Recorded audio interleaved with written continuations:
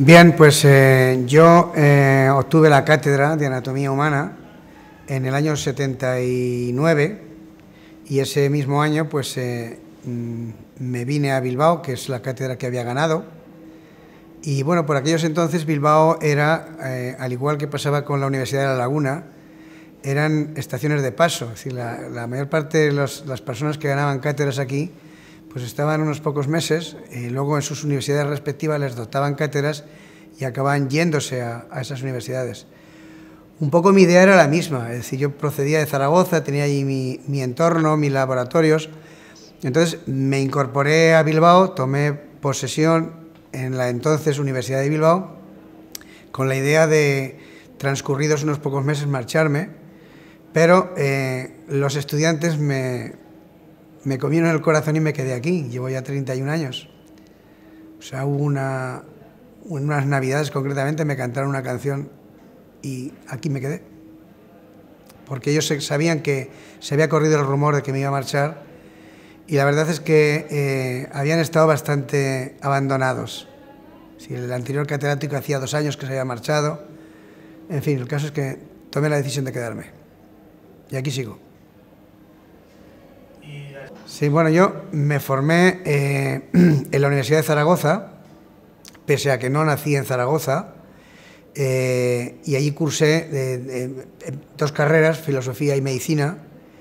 Hice también la especialidad en neurocirugía y posteriormente me incorporé, como he dicho, a la Universidad de Bilbao. Luego prácticamente me he dedicado a la docencia, a la investigación, a full time, ¿no? Entonces he estado pues, haciendo el trabajo típico que hace cualquier catedrático de universidad, pero como yo soy una persona bastante inquieta, pues bueno, cuando pusieron aquí la unidad delegada de Derecho, pues también cursé la carrera de Derecho, y de esa forma pues creo que he llegado a conseguir una formación humanista pues interesante, que a mí me apetecía. Sí, la verdad es que fue una situación un poco especial porque ya se había corrido la voz que me iba a marchar y bueno, pues era invierno, era de noche, porque ya a estas alturas empieza a anochecer.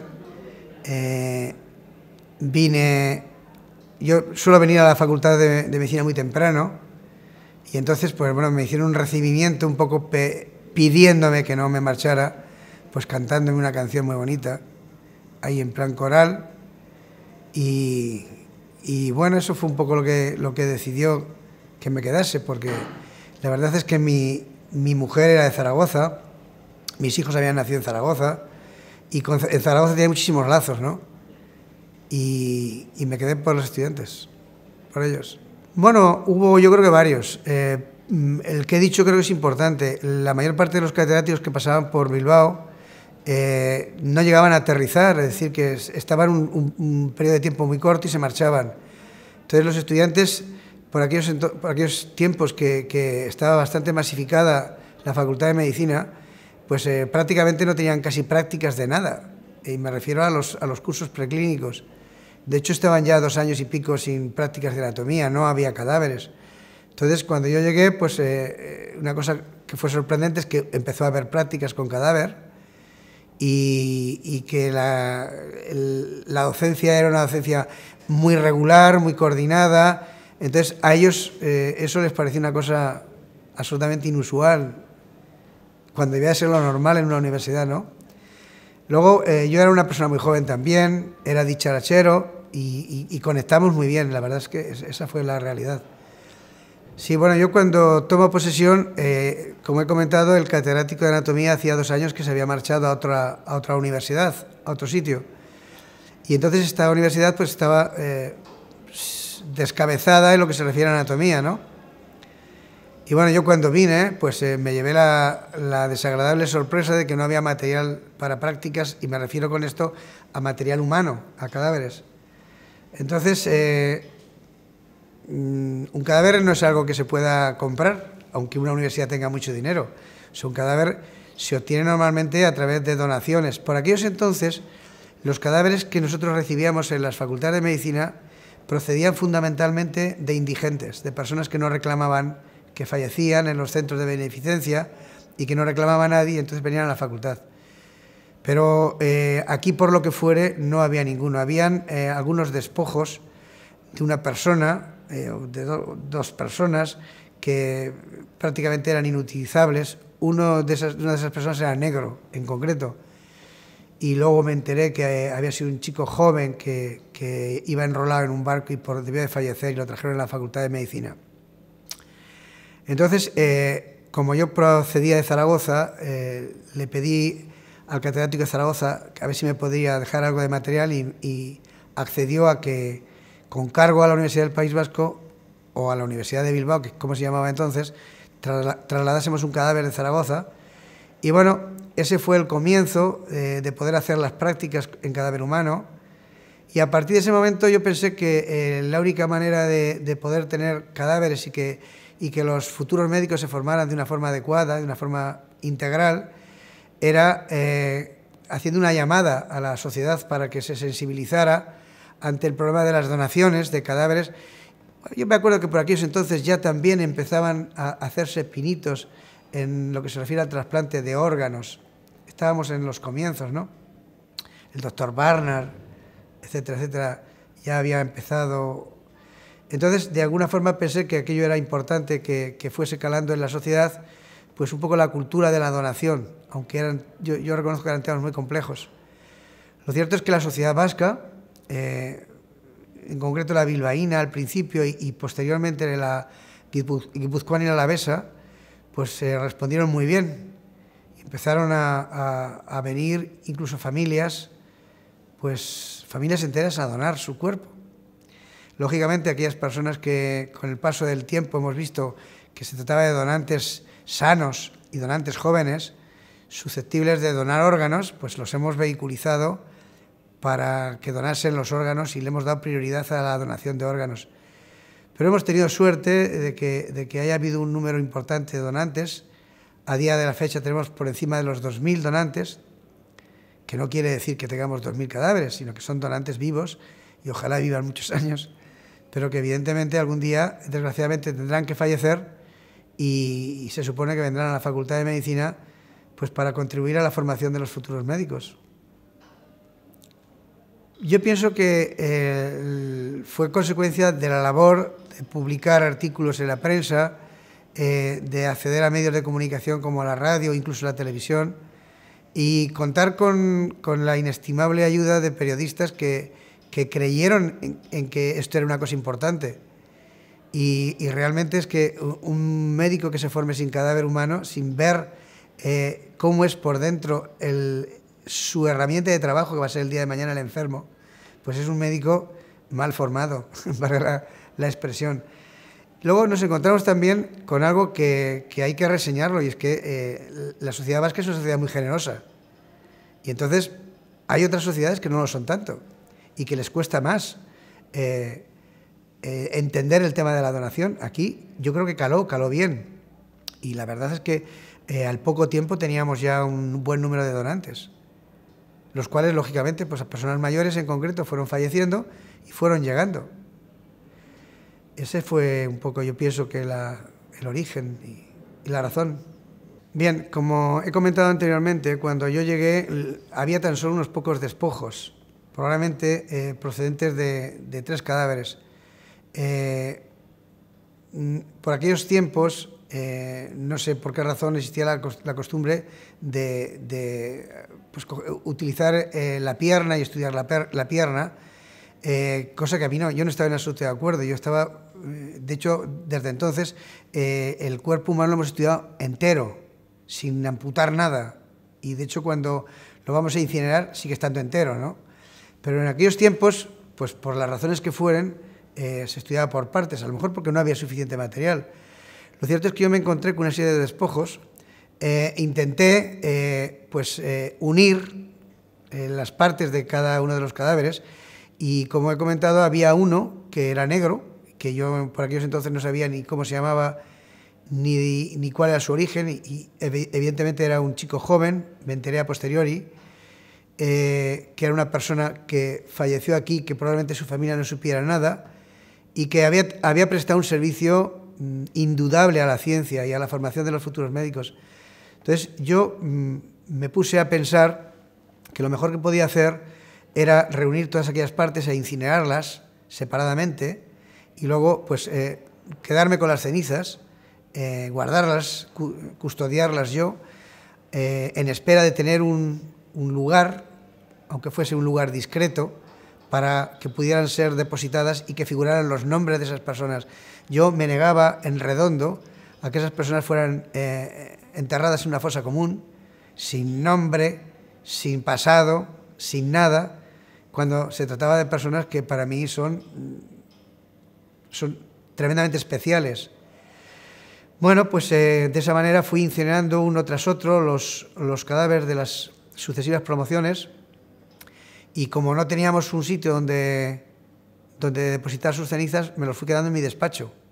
Y hubo un momento en que llegué a acumular unas 200 urnas, que cuando alguien me visitaba se quedaba un poco perplejo, porque claro, impactaba, ¿no?, ver tantas urnas claro, habían pasado años. Yo en todo ese periodo, desde hace ya pues prácticamente 30 años, estuve pidiendo a la universidad que construyese, aunque fuese un lugar pequeño, discreto, con el escudo de la universidad, pues un lugar donde depositar y donde poner los nombres de los donantes que habían hecho un servicio tan maravilloso. Y pasaron los años y no lo conseguí, hasta que por fin se dio una serie de circunstancias, pues circunstancias maravillosas que llevaron a poder hacer realidad el Bosque de la Vida, que está considerado pues, por muchos artistas y por muchos ingenieros y sobre todo por entidades como uno de los monumentos funerarios en arte moderno más importantes del mundo. Y es donde tenemos depositadas las cenizas de nuestros donantes.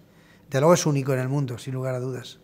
Bueno, se dieron una serie de circunstancias interesantes, y el que por aquellos entonces fue rector de la universidad, y quiero mencionarlo expresamente porque creo que fue clave, Pello Salaburu, bueno, pues posibilitó que se empezase a andar. Luego se produjo algunas donaciones y entonces conseguimos un volumen económico lo suficiente como para hacer un concurso público de ideas. Se presentaron 40 y tantos proyectos, muy buenos todos. La propia universidad decidió que un tribunal o una comisión formada por distintas personas de fuera de la universidad y dentro de la universidad tomaran la decisión de conceder en sobre cerrado cuál era el proyecto que más nos gustaba. Y bueno, el proyecto se lo llevaron una pareja de arquitectos catalanes, Germán y Mari Carmen, cuyos nombres figuran en la placa inaugural como los creadores, quienes dieron a luz la idea del monumento tal y como es, ¿no? Que repito que es bastante impactante, hay que verlo. Sí, en el departamento estamos concretamente 2 personas. Una es la secretaria del departamento, del Viñe, que quizás es la persona que más en contacto directo está, no quizás, seguro, con los donantes, es el día a día. Pero yo también estoy muy en contacto con ellos, los conocemos en vida, hablamos muchas veces con ellos, nos llaman por teléfono, no sé, hay una relación. Entonces, pues es cierto que cuando alguno de ellos fallece, pues a nosotros nos impacta. ¿Qué quieres que te diga? Cuando hicimos el depósito de las últimas cenizas, a una de las donantes que depositamos sus cenizas, pues yo la conocía bastante. Conocía a toda su familia, a sus hermanas, que también eran donantes, ¿no?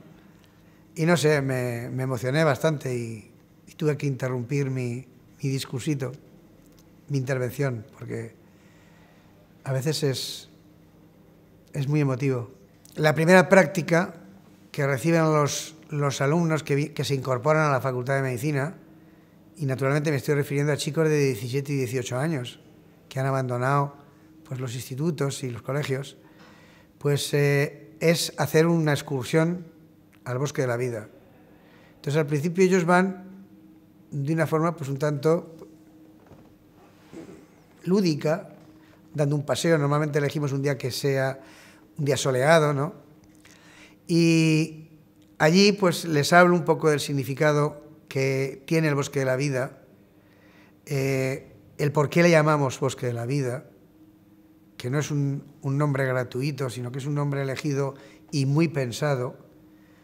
Y la razón es que, evidentemente, de la misma manera que un donante de órganos le salva la vida a la persona que lo recibe, imaginemos un donante de corazón, un donante de riñones, pues son personas que su muerte no termina con su vida simplemente, sino que la muerte de esa persona es el comienzo de nuevas vidas. Y esa es una realidad. Y con los donantes de cuerpo que vienen a la Facultad de Medicina pasa algo parecido. O sea, el cuerpo de esas personas, que ellos han tomado la decisión de dar prioridad a la ciencia, en vez de darle prioridad a los gusanos, por ejemplo, le dan prioridad a la ciencia, pues resulta que su cuerpo va a servir para formar a los futuros médicos. O sea, las personas que van a cuidar de el padre de esos donantes, de sus esposos, sus mujeres, de sus hijos. O sea, se van a formar personas que van a estar luchando contra la enfermedad y que van a estar luchando contra la muerte prácticamente toda su vida, muchas horas a lo largo del día, y que en definitiva van a estar trabajando por la vida. Es decir, estaba claro que el bosque se tenía que llamar el bosque de la vida, ¿no? Y también les hablamos un poco de la importancia que tienen los donantes, que es un material de prácticas que es imposible comprarlo, que está fuera del mercado de los hombres. Es decir, por mucho dinero que tenga una universidad, es imposible comprar un cadáver. Es decir, tú no puedes ir a una familia y decirle, le voy a comprar su padre cuando fallezca. Entre otras cosas que no puedes, es ilegal, y lo probable es que esos familiares te echaran, si no una respuesta incluso un poco más dura, ¿no? O sea, solo mediante la donación se puede conseguir este valiosísimo material, y solo la donación te garantiza que puedas formar a los donantes. Y eso ellos lo empiezan a ver. Entonces, lógicamente, lo que perseguimos un poco es que cuando vayan a enfrentarse al cadáver transcurrido mes y pico, cuando haya terminado la embriología, pues que vean el cadáver realmente como lo que es, como un buen amigo que quiso ofertar en los últimos días de su vida lo último que le quedaba ya, muchas veces un cuerpo enfermo, un cuerpo roto, y lo ofreció para que él se formara.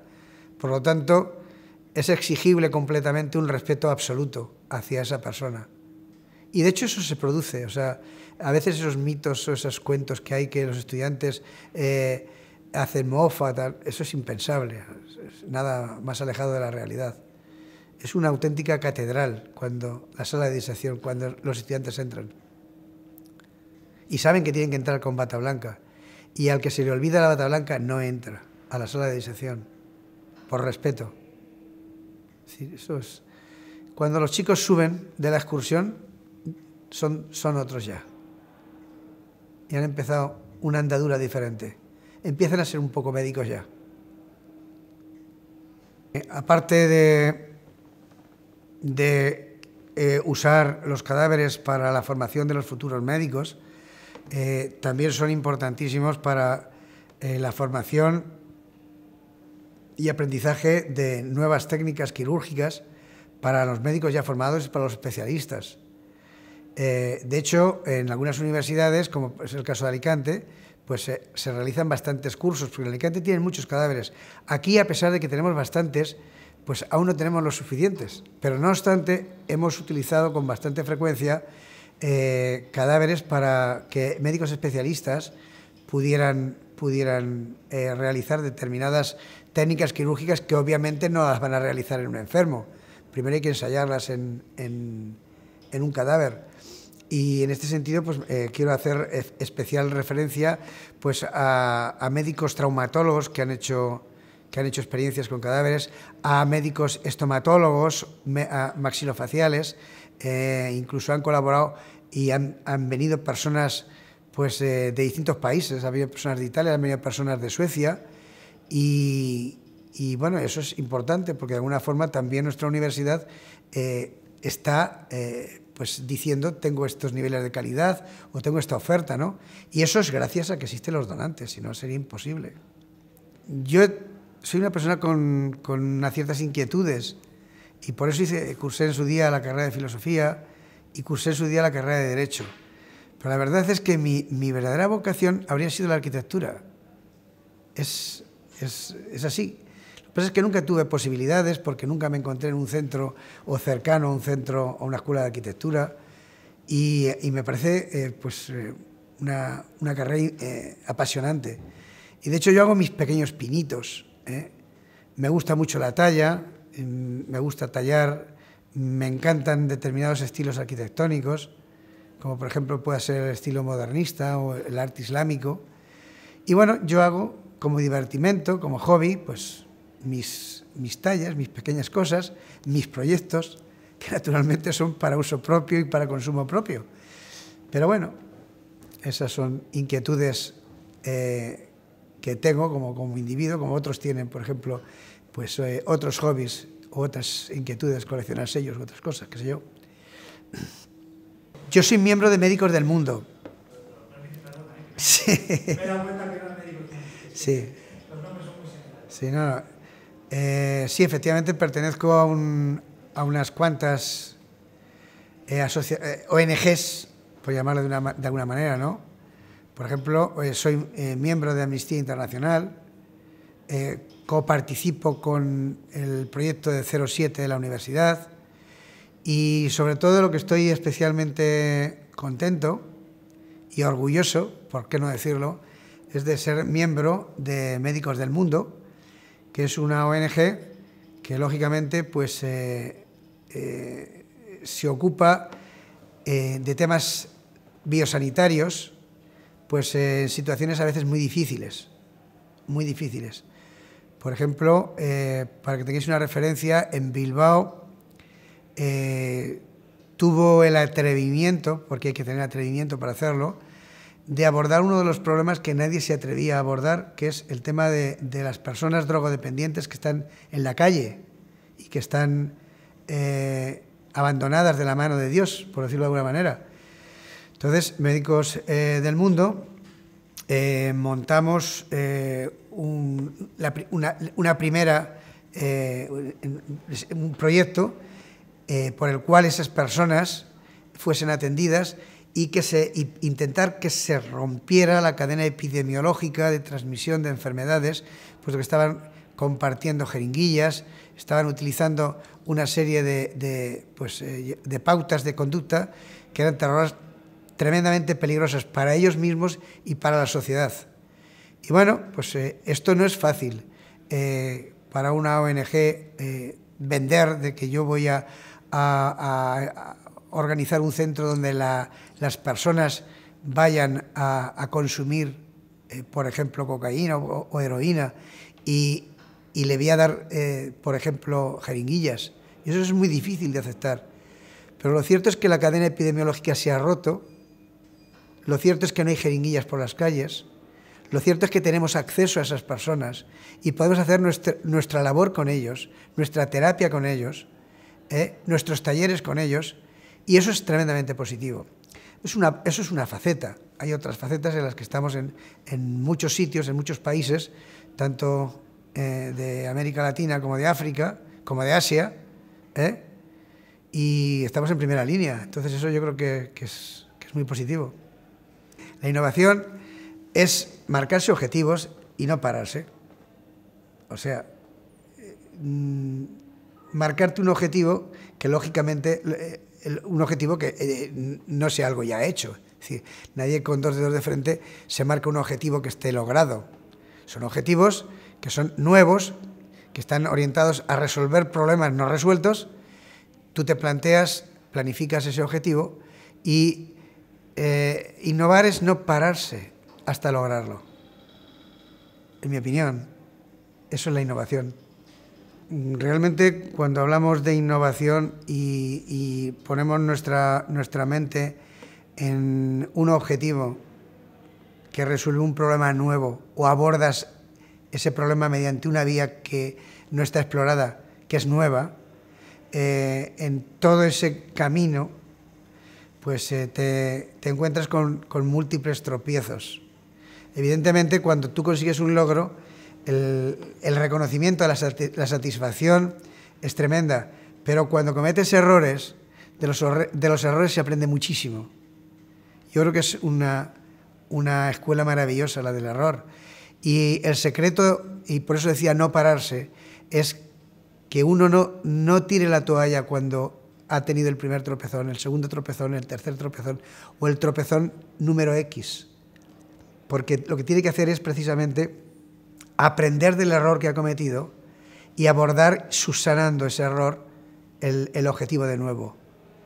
Y eso es innovar, en mi opinión, es no dejarse vencer, no pararse en la consecución del objetivo que te has planteado, del nuevo objetivo que te has planteado. Quería comentar una cosa, quizás también fuera de esta línea, y está relacionada con el bosque de la vida. Y yo creo que lo mejor que el bosque de la vida tiene, lo más maravilloso, es el reconocimiento social que se plasma hacia esas personas. Yo creo que ese, para mí, es lo más valioso, que aquí en este momento se está plasmando en un monumento impactante, impresionante, único, pero que podría tener el mismo efecto en una cosa mucho más discreta, mucho más pequeña. Es decir, que es el hecho de que realmente la sociedad a la que pertenecen esas personas, públicamente y de una forma manifiesta e indubitada, les reconoce lo que han hecho. Yo, cuando se me pidió que recomendase a alguna persona, pues recomendé a 2 o 3 personas, y en concreto a una persona que yo quiero bastante. Estaba conmigo en Zaragoza, vino aquí, y a mí me parece que es una persona incansable. Sí, es una persona incansable, trabaja y no tiene agotamiento. Es impactante. Es una persona que se marcó una serie de objetivos, siendo físico de formación como lo es, a pesar de que luego hiciese la tesis doctoral en medicina y que ahora sea catedrático de medicina. Es una persona que ha estado detrás de la resolución de problemas ligados a enfermedades muy importantes y de un gran impacto social, como son, por ejemplo, las enfermedades desmielinizantes. Entonces, es una persona que se ha marcado sus objetivos y está dando pasos importantísimos, publicando sus resultados en las mejores revistas científicas que hay hoy día en el mundo. Y yo tengo el convencimiento de que, como lo conozco y sé que es una persona muy aragonesa, muy testarudo, pues va a lograr su objetivo. Y posiblemente va a ser capaz, él y su grupo de investigación, de aclarar los mecanismos de una forma indubitada y aportar soluciones de resolución a enfermedades de la importancia de las enfermedades desmielinizantes, la esclerosis en placas, de la esclerosis múltiple, en fin, todas estas que tienen pues un impacto social impresionante por la gran cantidad de secuelas y lo trágicas que son realmente. Me estoy refiriendo a Carlos Matute Almau. Es el responsable del grupo de investigación, trabaja aquí en el Departamento de Neurociencias y tiene una subsede compartida pues en el Parque Tecnológico de Zamudio. Entonces, yo creo que es, para mí, en mi opinión, creo que es uno de los valores más importantes que en este momento tiene la Universidad del País Vasco, en la esfera investigadora, fundamentalmente, ¿no?